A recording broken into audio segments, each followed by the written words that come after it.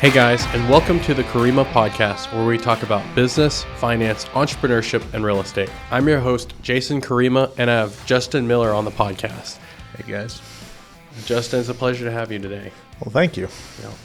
So Justin's a real estate investor, and he's also got several different things going on. So Justin, let's kind of dive into your story, and I want to learn more about you, man. Sure. I moved to Joplin in 2004. I grew up in Broken Arrow, Oklahoma, right outside of Tulsa, and moved down here, went to Ozark Christian, and got my degree in biblical literature there. Went and did ministry for several years on a vocational level, working with the down and out. So I worked at a place called God's Resort for several years. They had, at the time, they had 26 apartments there. Now they've got 40, 42, something like that now. They've grown a little bit. But basically what we did was we took people in and helped them get from where they were in life, whether that's getting clean from drugs and alcohol, dealing with abuse, basically all the bad stuff in life. Mm-hmm. With God's help and a lot of prayer and putting people around them, we're able to try and help mentor them, help them grow in the Lord, and work with getting to whatever the next level is for them. I mean, obviously there's no cookie cutter situation. Everybody is a different human with different needs and different problems. And so every situation's different, but we saw, quite a bit of success. Had people, we have a family that, I brought in off the street. They had, he was just coming off alcohol. They had no car, no driver's license, nothing, basically, no jobs. And, he's worked really, really hard. Now he's the general manager at Cordoba in Joplin. His wife's got a good job. She goes around and cleans houses, and the kids are grown up. One of them's in college now. Wow. I mean, just a total life transformation. I bet that feels amazing that you helped kind of guide them through that. Yeah, it's just awesome to be part of the journey. And I try and go into Cordoba at least once a week and talk to Mark. He's just a stellar guy. I mean, I've always said whenever I get big enough to where I need a property manager, need something that I can pay him a good living, like, he's going to be my guy. Yep. Like 100%. There's not even a question as to who it would be. It would be him first. He would be the first option for me. So just because I've seen his work ethic over the years, and I know where he came from and where he's going to. Oh. And I love the dude, love the whole family, love Jennifer, all of them. I mean, they're just great people. And that's just one example from there. That's incredible, man. But I ended up leaving there in 2015. One of the volunteers there was the district manager at O'Reilly's, and was like, basically came in and said, hey, if you want to take a break from ministry for a little bit, because that kind of ministry wears on you. Mm-hmm. Very, very hard. I bet. I mean, when you get deep in people's lives, it's difficult. Mm-hmm. You've probably been on both sides of the spectrum. I mean, seeing people getting restored and everything, and then people that backslide after making a bunch of progress too. Yeah. And you see, unfortunately, with that type of ministry, you're going to see a lot more people backslide than you are going to see success stories. Yeah. But you still keep fighting for the success. And we kind of talked earlier about meeting people with where they're at, and just loving on people. Yeah, 100%. I mean, that's, we have a problem, I think, looking at people as projects and looking at people as maybe stepping stones to get us to the next level, and whatever that is, whatever vocation or whatever that looks like. We don't see people as children of God, and we don't see people always as we see them as projects. We don't really see them as people. Yep. And so that's always kind of lingered with me, especially with working with what society would reject. You just get a different vantage point of people. I mean, there's lots of great people that have dealt with difficult circumstances. Yep. And some of them overcome and some don't. But we just keep fighting for the ones that want to get better. So, but anyways, back to O'Reilly's. I started there in 15, and I was assistant manager in 3 months. I was a manager over a store in around a year. Wow. Managed for several years there, and had a great time. Met lots of awesome people. I'm a car guy, so it's super easy. Love cars, love building hot rods. So it was an easy job, and I just loved connecting with people. I still have, even though I'm not there right now, I still have tons of people that reach out that were customers of mine, and we just have great relationships.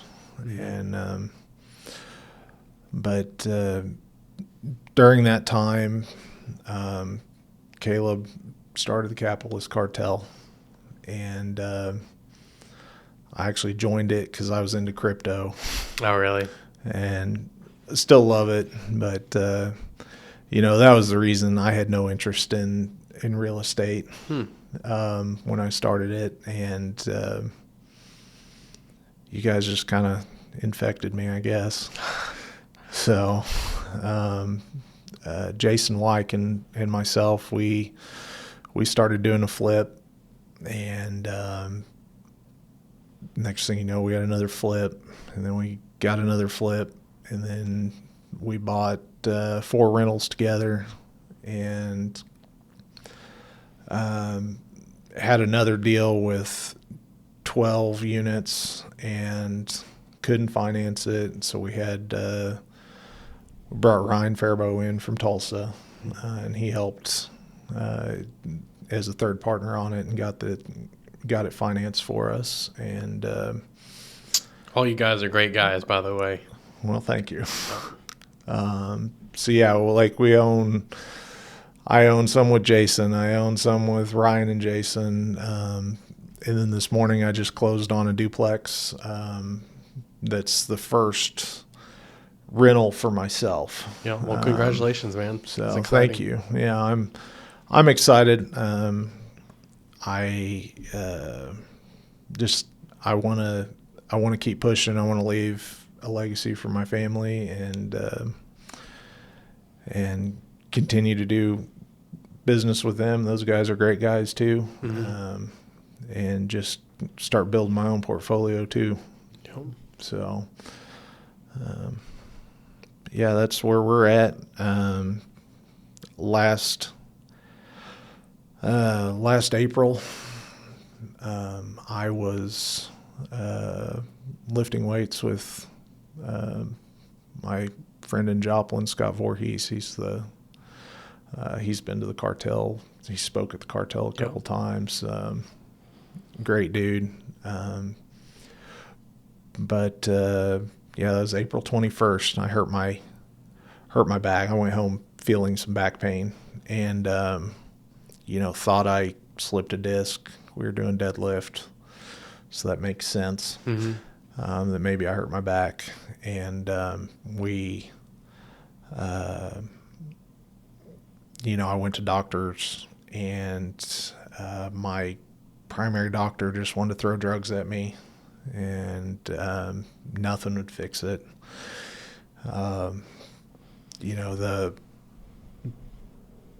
There was basically almost 3 months there that I was undiagnosed, and I was fighting every week. I was at the doctors. I was calling them every day going, this stuff ain't working. Like, we need to get something. I need an MRI. I need x-rays. I need something done so that we can start making progress on this, because nothing you're doing is helping.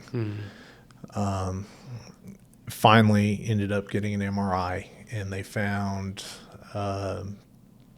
my large intestine was inflamed. And so they scheduled me for a colonoscopy, and that was on August 8th when I had that of last year. And they did find cancer spots all over, basically all over. They call it colorectal cancer. Basically, it's just anywhere from your colon down is considered colorectal. So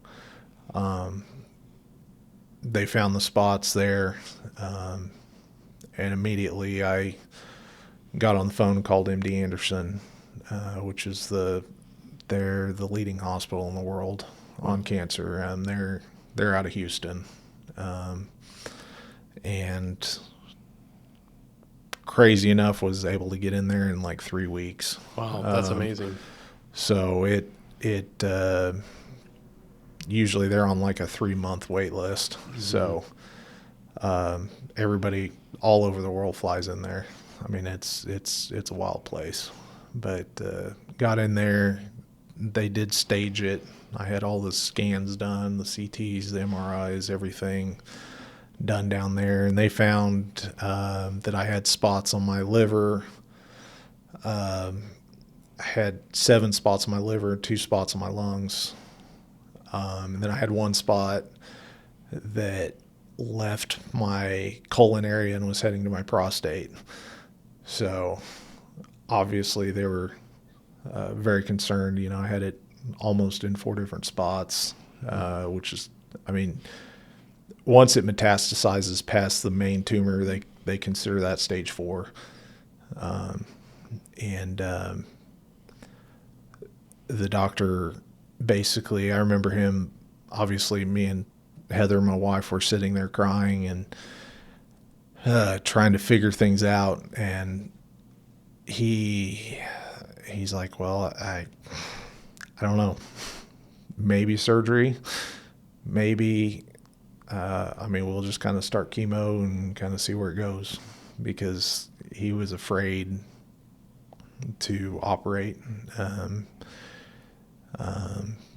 Didn't completely write me off. I mean, he did give me hope, mm-hmm. But the severity of it was a lot more than we thought or expected, obviously. Yeah. So came home, pretty much immediately started chemo. Missed, like, somehow my chemo days were on like every holiday. So I missed Halloween. I missed my birthday. I missed the week of Thanksgiving. I missed, like, just go down the list. Just like every. Sounds like you went through hell, basically, man. Yeah. So like, how did you handle it mentally? Like, how did you cope with all of this? I've always been stubborn, so that lended me pretty well in this situation, I guess. Mm-hmm. But I basically, I just looked at it and said, well, I'm not going, so I'm going to fight. I'm not leaving.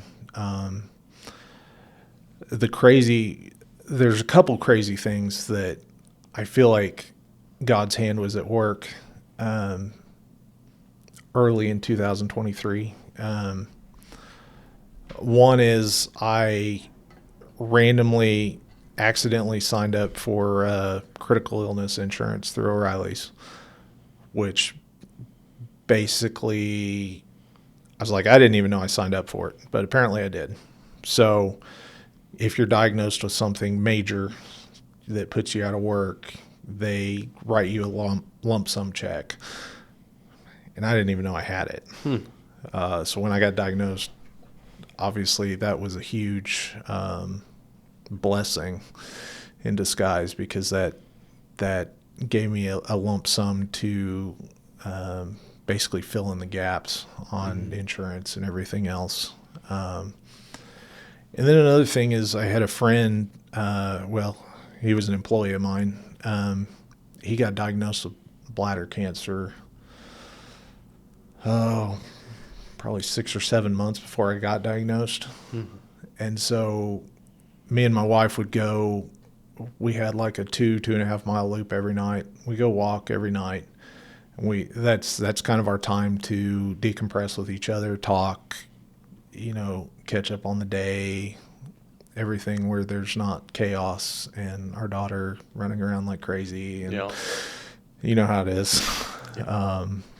And so like we literally had the conversations before I had to have the conversations. Oh, wow. Because we were talking about his. And, well, what would you do if this situation happened? What if you're diagnosed with this? What if your option is this? Like, we went through literally everything, and I had made all the decisions transposing my life into his almost. Mm-hmm. And then 6 months later, we're sitting at the doctor having those conversations, and she's like, well, you remember when you said you'd do this if we did this? And so it was like we were able to make quick decisions objectively, because you thought about it. We'd already thought about it pre-emotion. Yeah. So that might have been a blessing from God as well. Like, yeah, I consider that a huge blessing. Yeah. Because I know when I'm emotional, when she's emotional, when we're all emotional, we don't always make the most logical, objective decisions. Yeah. So, kind of having all of those decisions made already beforehand, I feel like just made it as smooth as it could be, I guess. Mm-hmm. Transition. So, but so what do you have any like advice for anyone else that's going to go through that, or just found out, maybe they just got the news?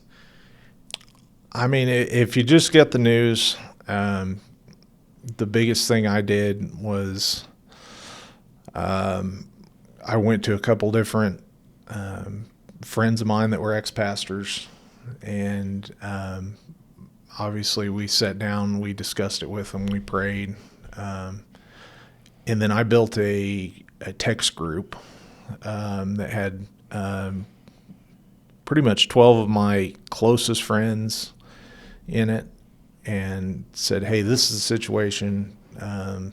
If you're going to be in this group, you may receive a call at 3 o'clock in the morning. You may receive a text to pray at 4 o'clock in the morning.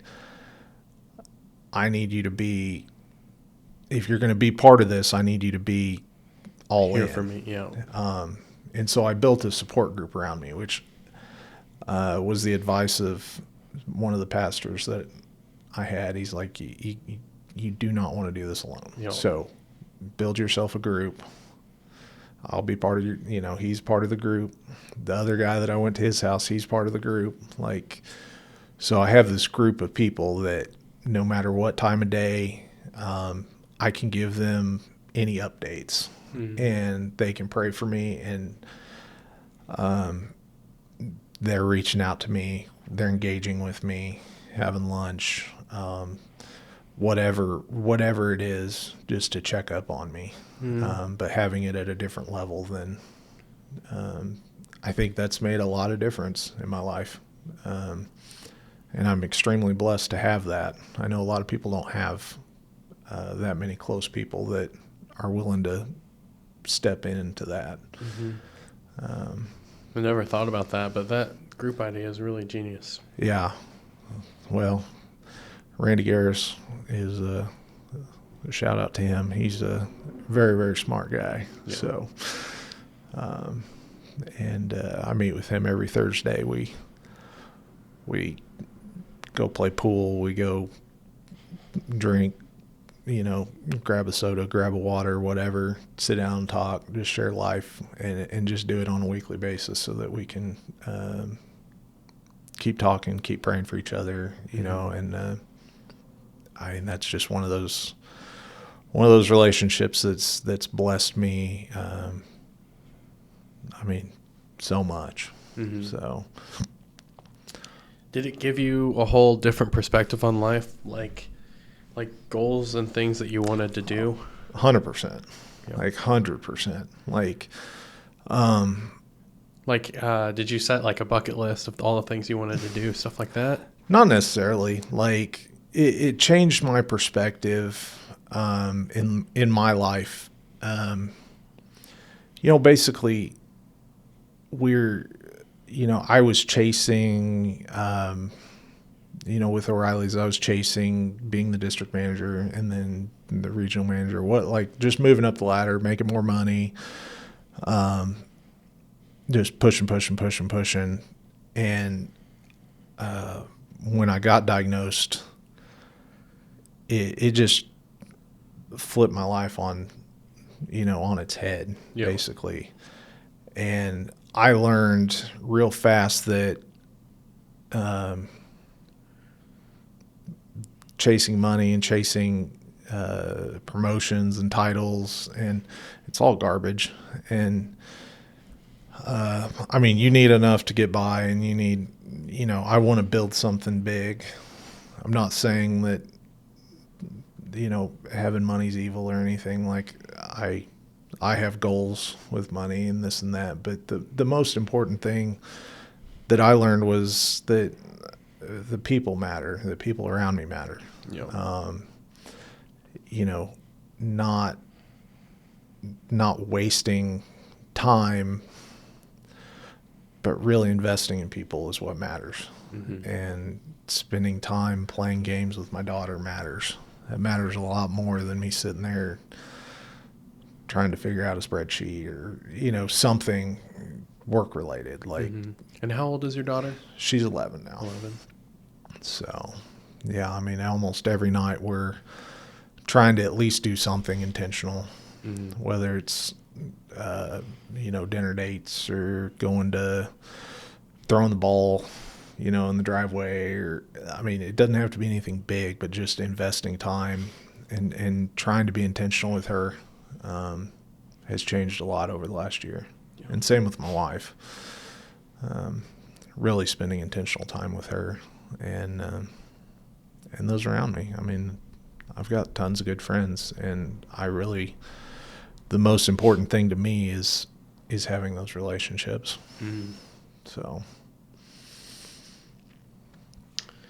So what's one of the best lessons you've learned in life?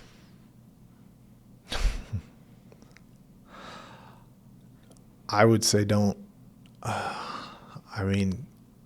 have good work ethic, have good character. What you do matters. The example you leave for people matters. And be intentional with people. We waste so much time, I think, trying to chase something, or even using people to gain something or grow something that we want. And I think the success will come when we're intentionally investing in people, and we're giving more than we're giving, just as much as they're giving to us. Yeah. So. That's good. That's really good. And then what does believe in yourself mean to you? That's a hard one. So I kind of give you my version of it is like I want to do a lot of big things in my life as well. And so you have to have that confidence in yourself to go out and do it. Otherwise, I don't feel like you'll really achieve it.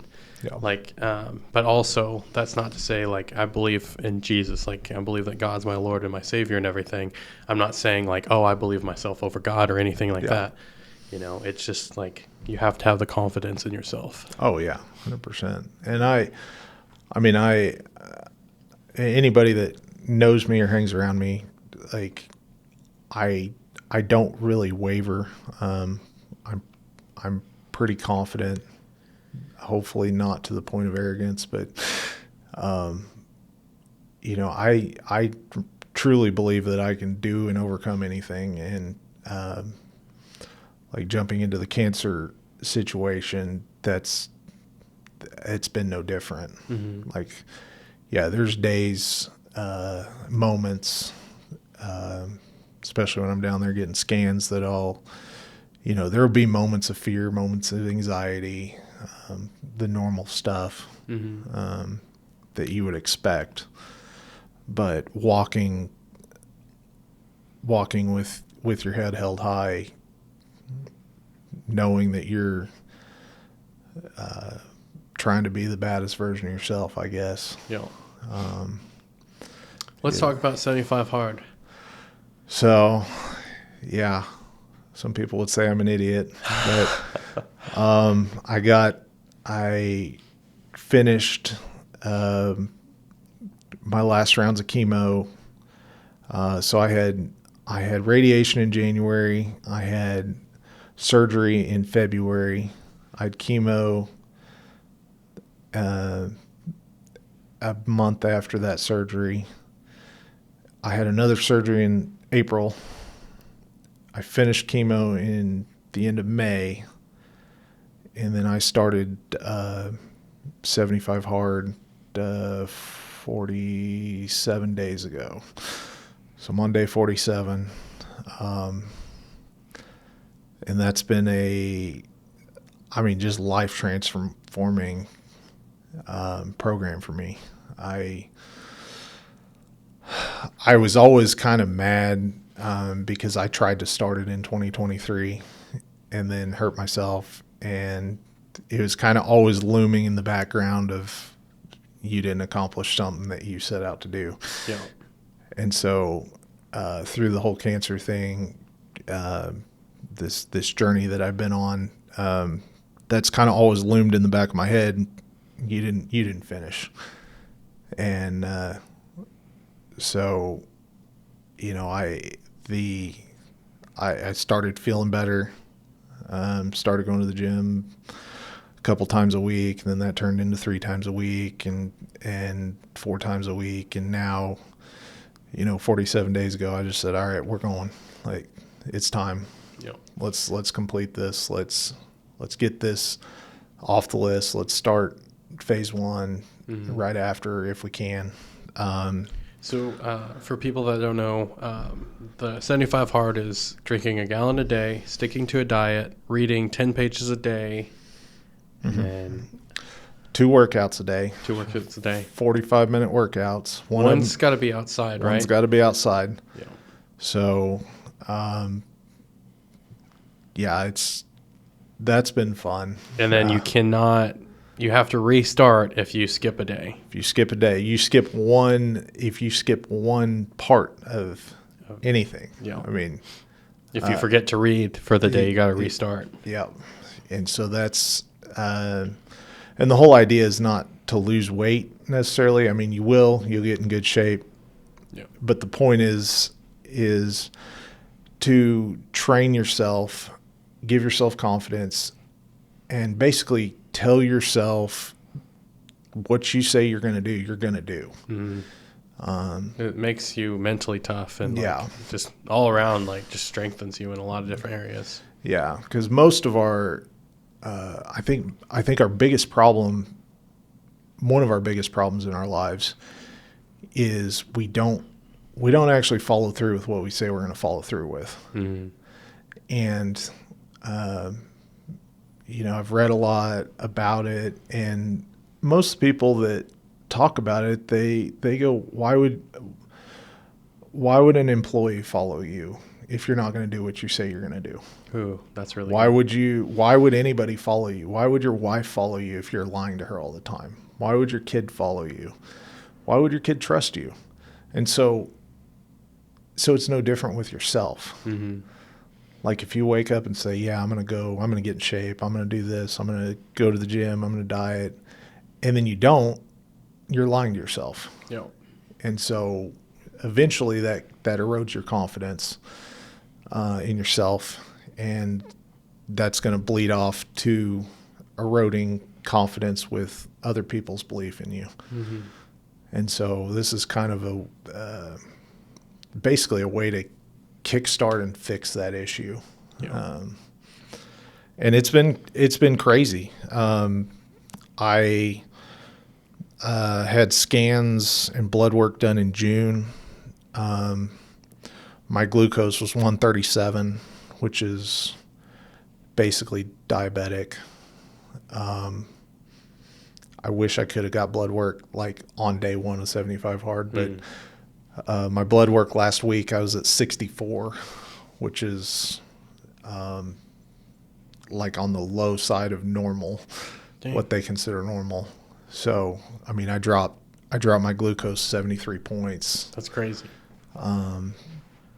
And my diet has been basically, I didn't take like a paleo or keto or something. Or like, the carnivore diet or, any of those. I was like, what are my vices? Like my vices are fried food. My vices are sugar. If you give me a bowl of candy, I'll sit and eat the whole thing. Like I'll drink soda all day. Like, so it was basically me trying to make something in my life that could be sustainable, because I don't want to do it for 75 days. I want to do it for the next 50 years. Yep. So what does a diet look like that's something that I can sustain for 50 years? Mm-hmm. And what does it look like to get rid of the vices that I have in my life? Because if you're building confidence in yourself, cutting the vices out and cutting the garbage out is a good start. Yep.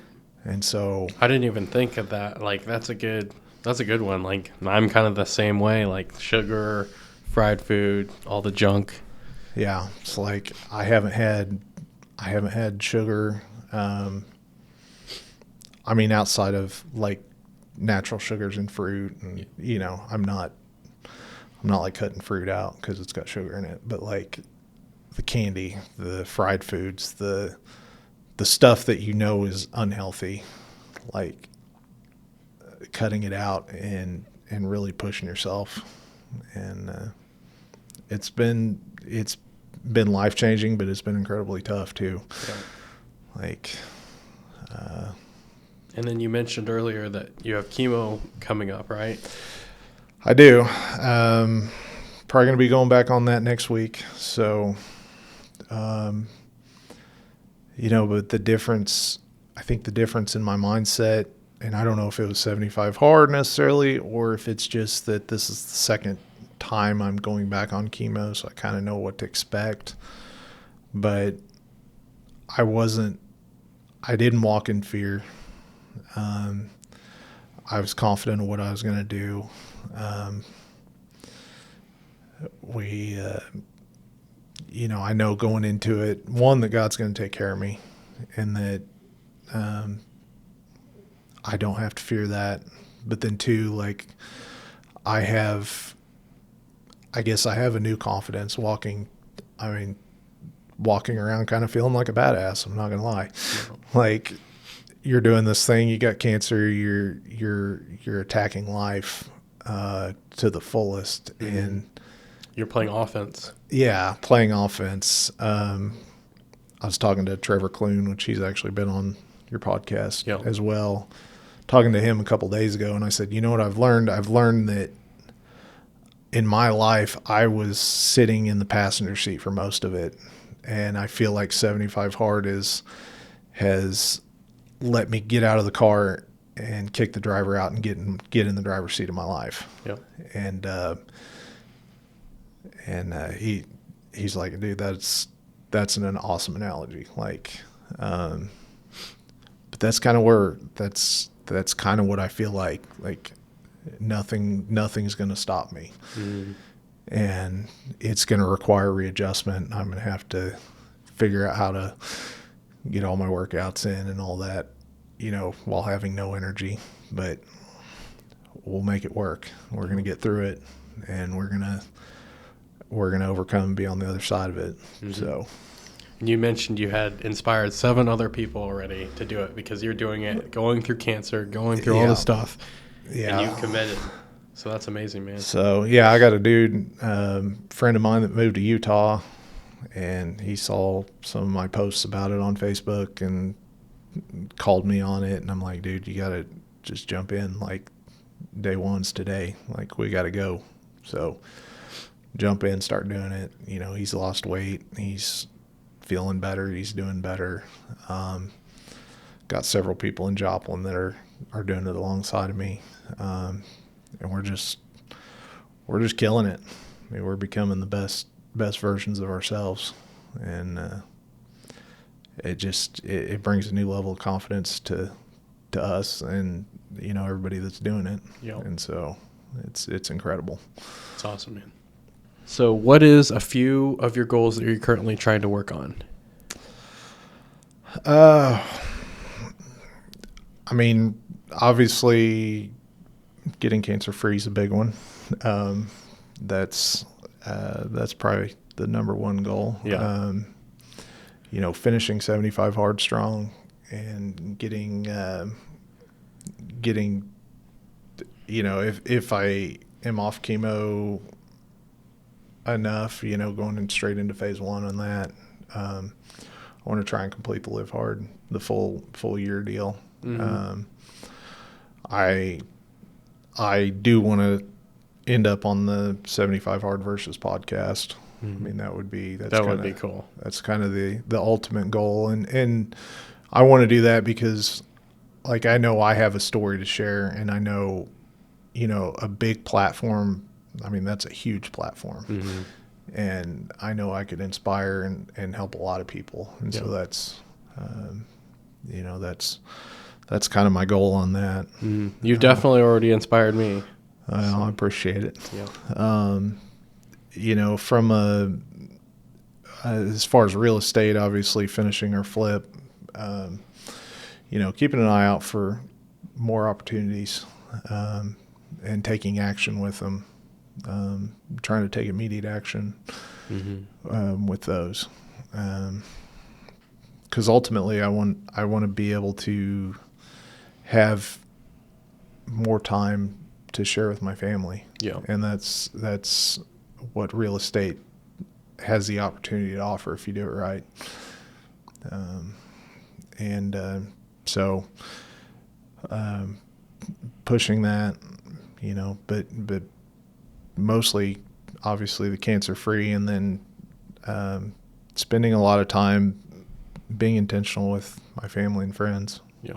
So how have you grown over the years, and is there something that makes you more successful than you used to be? Oh yeah. I mean, I'm always growing. I mean, I think we're either growing or dying. Yeah. So,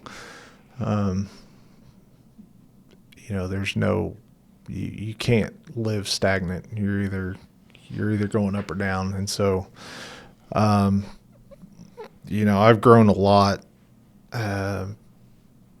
through the years. The different jobs, the different opportunities I've had, I always try and regardless of how they ended, regardless of what happened with them, like, I always try and step back and take, a mental inventory of what I've learned and what I've grown, how I've grown, maybe I didn't like a job, but maybe it taught me how to be a better manager. Mm-hmm. Maybe I didn't like this part of it. Maybe I'm mad about this, but what did I learn? Who did I affect? And so over the years, I've grown I mean, every day I feel like I'm growing. And I think most people grow, but I think most people don't step back and take inventory. And so they don't think they have grown. But, and then I would say, I mean, I've exponentially grown through the cancer, because it's offered me a bigger, harder thing to overcome. And we grow. You don't grow when you're winning. You grow when you're suffering. And so having the opportunity to suffer has made me a stronger man, stronger husband. I feel like a stronger man of God, and more equipped to handle bigger things in life. I mean, business, friendships, everything. I feel like, based on what you said earlier too, is like perspective. It's really put things into perspective. And then even talking to you, I'm reflecting my own life and thinking about some of those things that, what really matters in the end. Yeah. So. Yeah, I mean, it's cool to have cars and all that stuff, but what kind of impact are you leaving, though? If you have a cool car and you have no relationship with your kid, or whatever it may be. Like, to me, the perspective shift was focusing on the things that matter, and only focusing on the most important things. And then the stuff that I thought was important is really not that important. So what's your favorite business book, or maybe a few that you really like? I'll be honest, I don't read that much. Oh, really? Yeah, right now, like when I started, I was not a consistent reader, but 75 Hard, I've read Rich Dad Poor Dad, and am now reading Goggins' book, Never Finished. If I'm going to read something, typically it's going to be more Goggins type oriented than straight business. Yeah. But and that's just because of where I'm at in my journey in life. I really trying to hone in and be a disciplined person that's the best version of myself. And so I don't read a lot of business books. I read a lot of stuff about business, and obviously I'm part of the capitalist cartel, and listen to a lot of business podcasts and that kind of stuff. But yeah, for me, reading, typically it's more personal development. Yep, for sure. So what's something that you're scared to do but it'll help you grow the most? Well, I hate to say it, but I've chickened out of jumping out of an airplane for a couple of years. Really? I did it this year, and it was a lot of fun. Yeah. And every time I talk about it and I want to do it, and then Heather wants to get me signed up, and then I chicken out. So it might be time that we might be looking at doing that. I don't know. So go tomorrow, dude. Do it today. But yeah, I mean, as far as struggles I've encountered, man, I don't know. I don't know. That's a hard one. Yeah. I feel like I've learned and grown so much in the last couple months that I've tried to attack everything that has scared me, except snakes. I guess last week my daughter we were third Thursday, and she had a really huge snake wrapped around her, and she turned around and I saw her and scared the crap out of me. So I don't know if I'll ever get over snakes, but Do you have a bad experience or just never really liked them? I think I just never really liked them, but maybe that's the next venture. I don't know. That's funny. What advice would you give someone that really wants to succeed in life or business? Focus on people. I mean,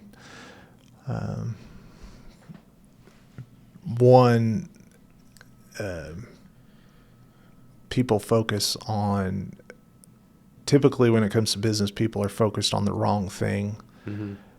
They're not focused on solving problems. They're focused on making money. Mm-hmm. And when you make money, or when you try to make money and you do it and you're not authentically trying to solve a problem for somebody, you're never going to win. Yeah. And so, as far as the business side of that, I would say focus on people, focus on solving a problem, focus on solving the problem better than the other guy. Mm-hmm. Well, as you said that, the thing that came to my mind is Zig Ziglar used to always say, you can have anything you want in life if you just help enough other people get what they want. Mm-hmm. So, and I feel like that's really true. Yeah. I mean, if the deepest relationships that you're going to have are those that you help succeed. Mm-hmm. And whatever it is, if it's, losing weight or getting off drugs and alcohol, if it's getting to know the Lord, whatever it is for that person, if you can help them in a deep way, you're forever going to have that relationship with them, and they're going to follow you and help you succeed. As far as life goes, it's pretty much the same. I mean, you share life with people. I mean, life revolves around people to me. Yeah. It's not stuff. It's not places. I mean, I live in Joplin, so there's not a whole lot of cool stuff there, but the people are what make life worth living. Mm-hmm. And so trying to invest and make their lives better, inevitably you're going to be fulfilled, I think. So what legacy do you want to leave? It can be like personal or business or, whatever. Like what does that look like for you? As far as legacy, I want to leave lives changed. I want to leave, people around me in a better spot than they were, because I was there with them and I shared life with them. I have a daughter who's 11 now, and we're dealing with her being 11 and dealing with her having a dad who has cancer, and her, and so I want her to blossom, I guess, into the woman that is tough, that can take anything, that loves people, and is committed to making lives better around her. Mm-hmm. And I think ultimately, I mean, her and my wife are going to be my legacy. I mean, I think that them and several close people around me are going to be more of a legacy than having my name on a building or having a bunch of cars sitting in the garage when I'm dead, or whatever it is that people chase after, because ultimately that stuff, I mean, it's not important. Who cares? I mean, it's cool stuff, but like at the end of the day, like if you're not changing lives, what you're left with emptiness. Yeah. Yep. Yeah. it's going to leave you unfulfilled. So how can people connect with you? Like Facebook or? Yeah, I'd say I don't have Instagram. I don't have TikTok or any of that stuff. Facebook's probably the best spot to get a hold of me. So, yeah. And then do you have a final message for our audience? Live every day with intentional purpose. Yeah. Don't waste your life. August 7th of last year, I thought I had a back injury, and August 8th I had cancer. So, like, you never know what you're going to be waking up to. You never know what's going to happen. So live each day with intentional purpose, that that you're serving God and that you're serving your family, that you're helping those around you grow and become better versions of themselves. Mm-hmm. So, man, that was a really powerful message, man. well, thank you. Yeah. Well, thank you guys for watching the Kurima podcast. Make sure to like and subscribe, and we'll see you on the next video. Thank you, guys.